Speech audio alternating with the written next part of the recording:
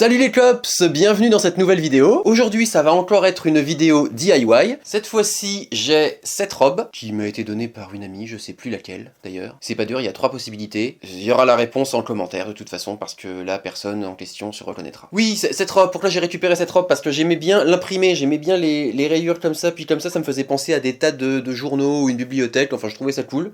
Et je me disais qu'en fait je pouvais en faire un t-shirt, juste couper le dessous. Et éventuellement faire quelque chose d'autre avec les chutes quoi. Et pour ça, comme ça implique... comment est-ce qu'on peut dire? Ça implique...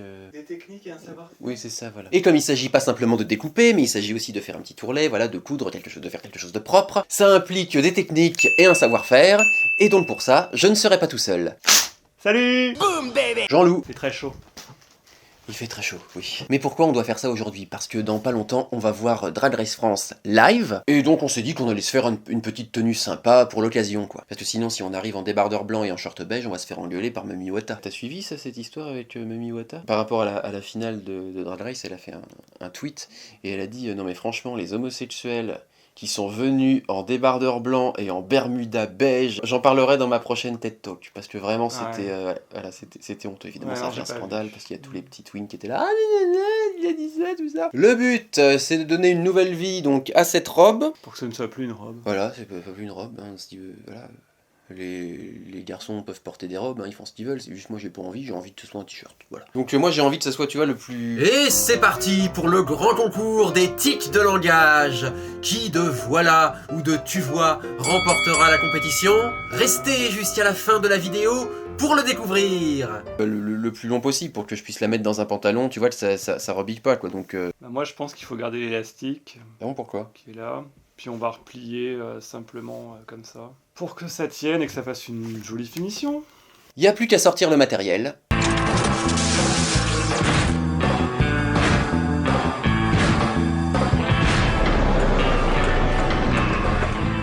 Bon bah voilà, oui, de toute façon la hauteur c'est bien, c'est comme ça. Hein. C'est vachement... c'est vachement décolleté en fait, comme ça je me souvenais pas. Faudrait pas que je mette le collier. Mais c'est mignon en plus, comme ça fait des petits volants, comme ça fait... Ouais. Tu sais, c'est les petites vieilles qui ont des trucs comme ça. Tu sais, il y a des paillettes là partout, puis il y a des machins comme ça. Les manches, on les laisse, hein. Je vais pas faire un... Tu vois, parce qu'il y avait la possibilité éventuellement de faire ça, mais... Je sais pas si c'est... Non, c'est bien d'avoir... Non, mais même, je sais pas ça, je veux dire, c'est bien d'avoir des petites manches. Non! Non, ce n'est pas fini! Et ça y est, j'ai trouvé ce que je voulais faire avec la chute. En fait, ça pourrait être marrant de faire des petits, je sais pas comment ça s'appelle, de mettre deux bandeaux sur les poignets, comme ça, mais pas forcément cette longueur-là, tu vois, plus petit par exemple. D'avoir ça, tu vois, qui rappelle le truc, tu vois, voilà, faire des petits machins. Après, bon, ça, faut que je puisse les enfiler, tu vois.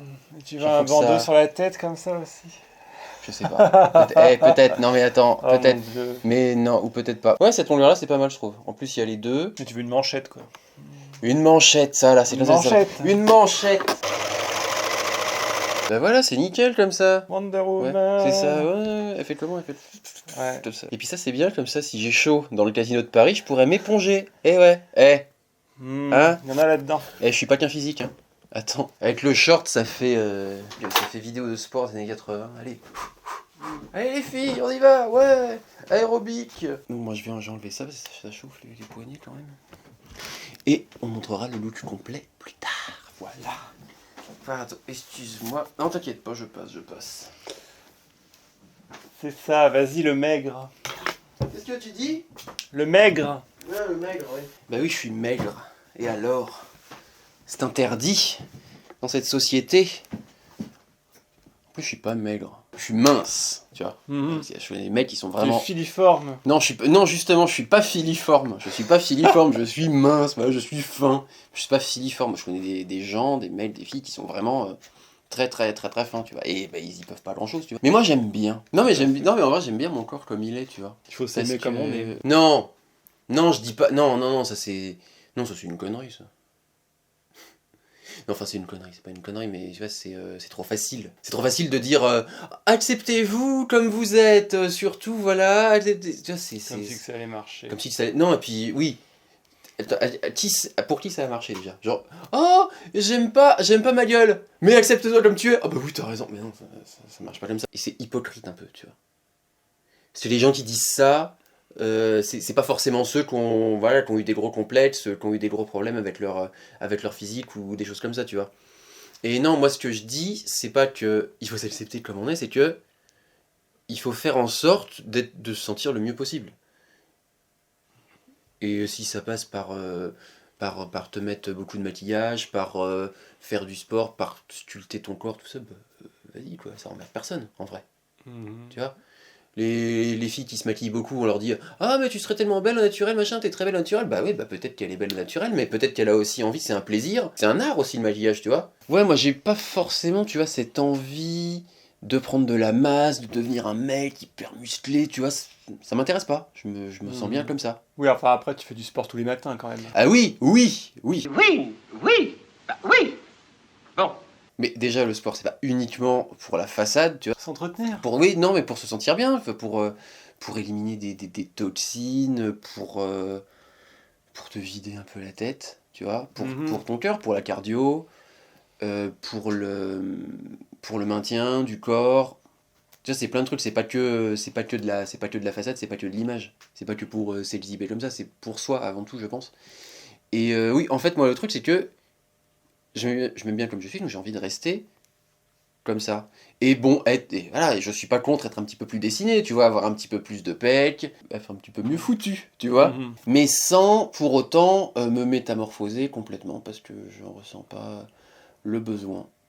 Tous les gens qui sont minces, qui sont skinny, tu vois, non.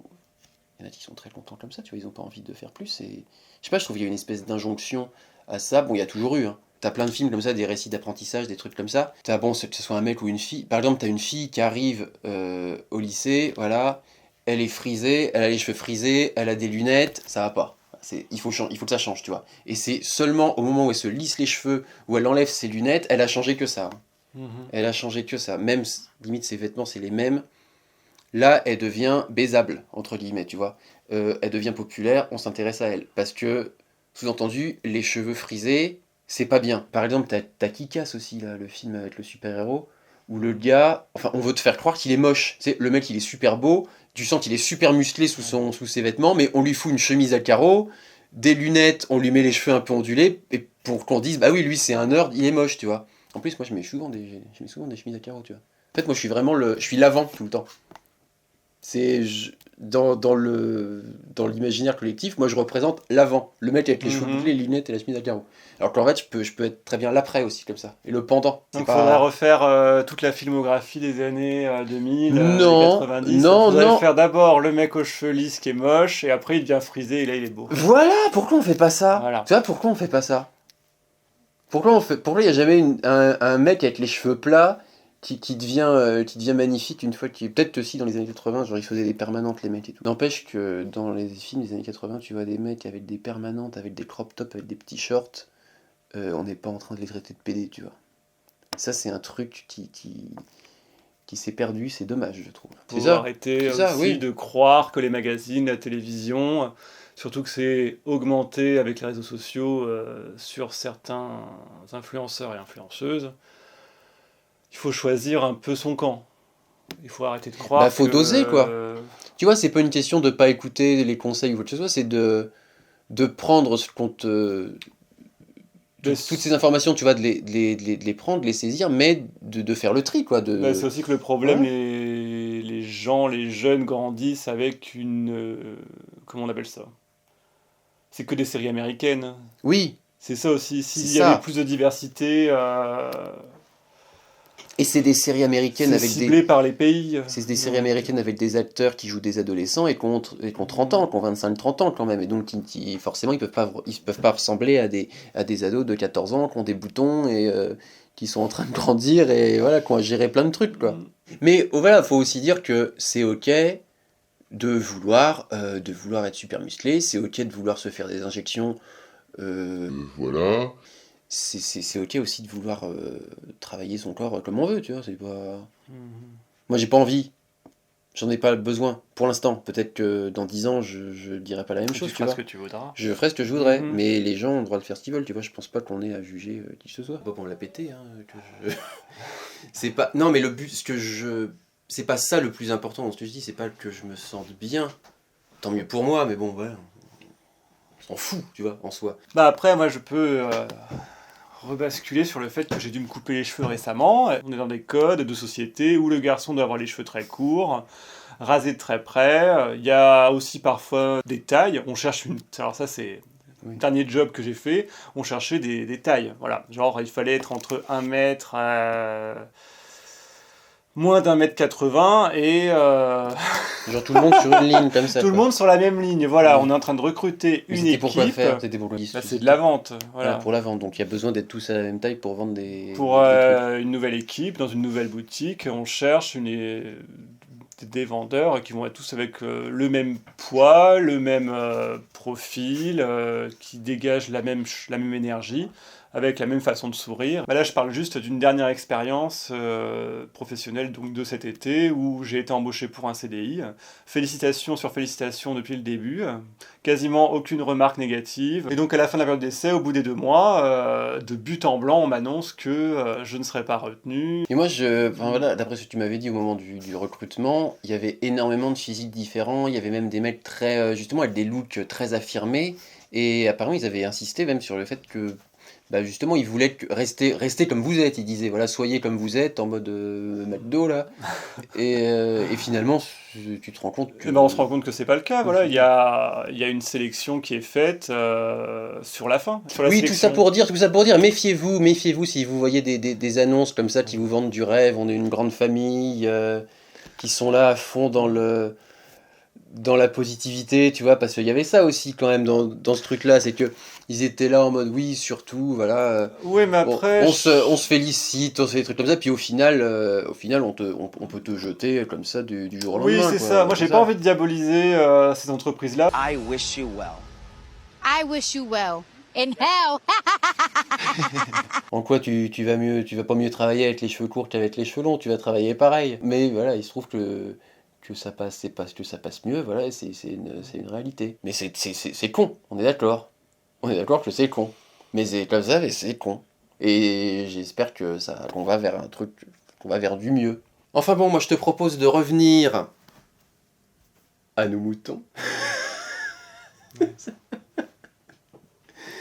Ah, qu'est-ce que je me kiffe. Vous ne vous reposez jamais, vous. Et donc toi, comment t'as envie de t'habiller? Alors, moi c'est simple, parce qu'hier j'ai fait 2-3 achats. Ce pantalon Monoprice, Qui est rouge? qui est rouge, Enfin, grenade. Grenade? Oui, il y a écrit grenadine.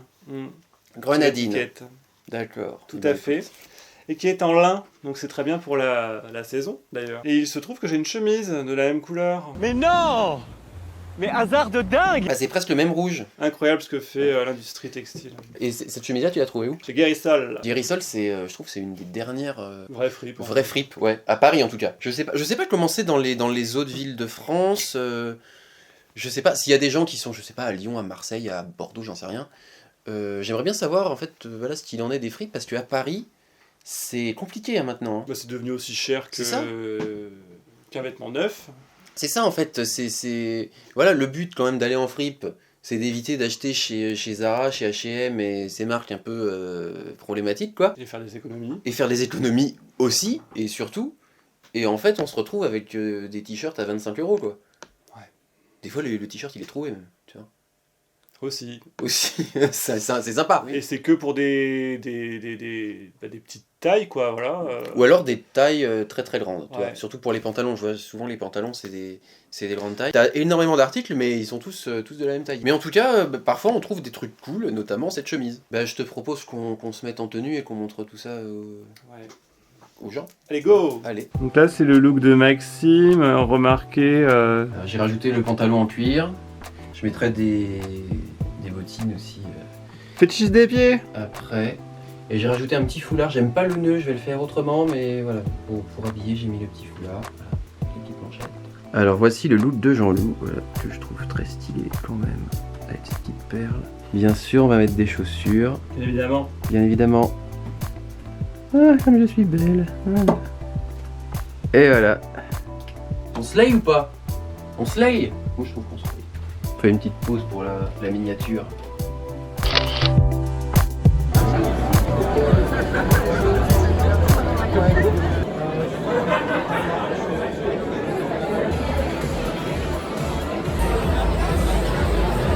t'es assorti au siège, c'était ça? Category is seat.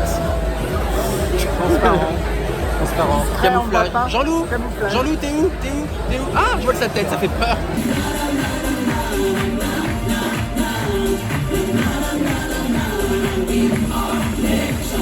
Alors si vous voulez savoir ce qu'on a pensé du spectacle, il va falloir attendre un peu. Parce que là, il va falloir qu'on chope notre train. Parce que we are légendaire, d'accord? Mais we are banlieusard, surtout. Alors le bilan de tout ça, c'est quoi? C'est que c'était génial. C'est comme si on avait 12 spectacles en un petit peu. On découvre vraiment l'univers de chaque queen à travers ce spectacle. Il y a une vraie ligne directrice dans le spectacle, c'est-à-dire qu'on monte en émotion, plus on avance. Et puis il y a une vraie mise en scène, il y a des idées de mise en scène incroyables. Hein. Par exemple, bon, on peut pas raconter parce qu'il faut pas... Et puis les danseurs. Par contre, j'avais commencé à dire un truc, tu m'as un petit peu coupé. C'est pas cool. C'est pas cool. Je ne suis pas Jacques Chirac, ni Madame Claude, mais j'exige qu'on me laisse parler. Il y a vraiment un travail de mise en scène assez incroyable. Par exemple sur le tableau de Mami Wata, bon on peut pas raconter ce que c'est, mais sur la... parce qu'on va pas spoiler tout ça, mais la première partie du tableau, avec la chorégraphie et tout, là ça c'était génial quoi, vraiment. Et c'est quoi que t'as préféré toi? Ton tableau préféré? Enfin on va dire les trois que t'as préféré. Bah dans mon souvenir immédiat, c'est Pounani, je trouve que c'était vraiment... C'était divin. Donc bon, je vais pas dire que les 3 parties j'ai aimé, c'est faux, mais il y a eu vraiment 1 ou 2 parties, j'étais hyper cookie Conti, parce que du coup je connais la personne, vu que j'étais à l'école avec, et je trouve que c'est une belle évolution, puis moi qui n'ai jamais été dans le milieu du drag, voilà. Et ouais, je suis surpris, voilà, c'est une facette que je connaissais pas, donc... Ça raconte une histoire, c'est oui, un côté très cinématographique chez Cookie Conti, ouais. C'est vraiment ça, il y a toute une... voilà, elle raconte toute une histoire, ouais. Tout un film, il y a Moon qui était extra, quoi. Moon! Ouais, d'ailleurs, faut que les gens fassent attention, parce que quand ils disent Moon, on dirait qu'elle se fait huer, on dirait que ça fait bouh. Donc faut corriger ça au niveau de Moon, faut faire autre chose. Alors moi je pense que la prestage que j'ai préférée c'est Kiki Space. Vraiment, elle nous a fait un truc de malade au niveau chorégraphie, au niveau costume, enfin au niveau de... Puis il y a des petits chats. Au niveau de la... Il y a des petits chats. Bah oui, il y a en Kitty Space, il y a des petits chats. Au niveau... moi je suis un peu bête, Kitty Space. Et tu sais pas où elle va t'emmener. Mais c'est ça qui est génial, c'est qu'à chaque fois, tu ne sais pas où tu vas. Bah, super, Moon, par exemple, Moon, tu commences avec un truc, tu crois que ça va... Et ça part dans autre chose. Et elles font tout ça comme ça, c'est ça qui est assez incroyable. En deuxième, je dirais Pounani, comme toi, parce que Pounani... J'ai eu un peu de mal à rentrer dedans au début, parce que... Enfin, rentrer dans la prestation, pas dans Pounani. Pas essayer, mais... J'ai fait un trait d'humour. C'est très très beau ce qui est fait, puis voilà, elle nous surprend encore une fois, elle nous dévoile des talents qu'elle met pas forcément en avant sur les réseaux ou qu'elle n'a pas forcément mis en avant dans l'émission. Et Rose de son côté nous fait un truc très très drôle, complètement à contre-courant des autres. Elle fait son truc à elle. Et c'était super drôle quoi, ce qu'elle a fait, puis super drôle et super impressionnant au niveau de la technique quoi. Il y a Sarah Forever aussi quand même. Sarah Forever. En fait c'est que Sarah Forever, c'est comme ce qu'elle a fait au talent show, c'est-à-dire c'est son truc, elle t'emmène dans son univers, tu la suis ou pas, mais moi c'est ce que je disais tout à l'heure, c'est que moi j'ai envie de vivre dans sa tête à Sarah Forever quoi, pour être tout le temps dans ce monde complètement... Non, mais ce qui est fait, ça... T'as l'impression que ça a ni queue ni tête, mais en vrai, tout a un lien, c'est... Non, c'est fou. Elle est folle. Bah, Nikki, c'est la vraie présentatrice du show, quoi. Ah oui, Nikki en présentatrice, elle est géniale. On sent vraiment que... Multifacette. On sent vraiment qu'elle s'est investie de ce rôle-là avec l'émission. Elle porte bien le spectacle.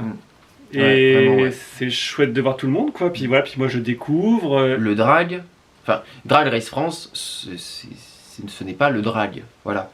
Et qu'il faut aller voir des drags sur scène pour vraiment se rendre compte de ce que c'est et pour vraiment les soutenir et pour vraiment découvrir des artistes quoi. Et ce que je disais c'est aller les voir sur scène, pas forcément ces drags là tu vois, toutes dans des plus petites salles, dans des trucs enfin, toutes quoi. Soutenons nos drags.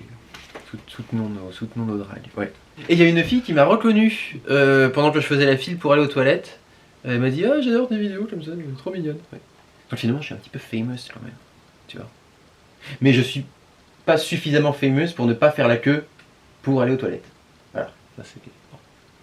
Un jour peut-être. Hein. Et en tout cas, merci aux personnes extraordinaires qui m'ont offert ces places pour le spectacle. Hein, voilà, c'était mon cadeau d'anniversaire pour mes 31 ans et j'en suis très content. Merci d'avoir regardé cette vidéo, de nous avoir suivis dans cette petite aventure. En ce qui me concerne, on se retrouve donc dans 2 semaines pour une nouvelle vidéo. Lui bientôt dans une nouvelle vidéo et vous pouvez aller voir sa chaîne, vous pouvez vous abonner à sa chaîne qui sera juste ici. Voilà. Et puis abonnez-vous à la mienne aussi si c'est pas déjà fait. Hein, pourquoi c'est pas déjà fait d'ailleurs? Et partagez. Likez et commentez pour le référencement. Voilà, pour que l'algorithme YouTube se dise hey, il y a des gens qui commentent, cette vidéo est intéressante, je vais partager cette vidéo, je vais la montrer à des gens parce que c'est ce qu'on veut en fait. Voilà. Et c'est Tu vois qui l'emporte, bravo! C'était une compétition très serrée, saluons tout de même, voilà, pour sa performance. Salut! Ciao! Le mec il dit ciao! Ciao ciao! Ciao, ciao, ciao.